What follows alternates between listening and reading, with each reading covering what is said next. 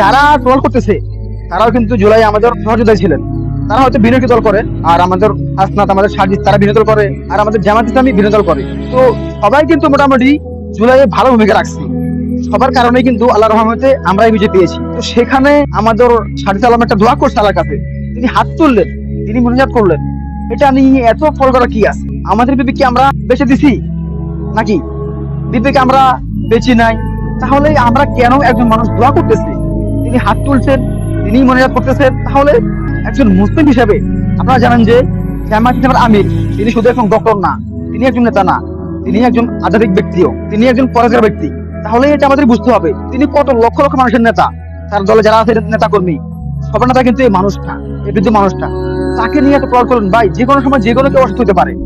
আপনিও পারেন, আমিও পারি, যে কোনো সময়, কোনো বয়স লাগে না, যে কোনো কেউ হতে পারে অসুস্থ, এটা স্বাভাবিক বিষয়। আর যে কোনো কেউ মুসলিম হিসাবে, মুসলিম বাদেও কিন্তু একটা মানুষ হিসেবে একজন মানুষের জন্য দোয়া করাটা আমাদের দায়িত্ব।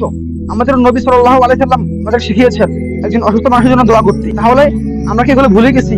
মানে আমরা জামাতকে পছন্দ করি না, আমরা এনসিপিকে পছন্দ করি না, তার মানে কি তারা যদি দোয়াও করে সেটা নিয়ে আমাদের হাসতে হবে?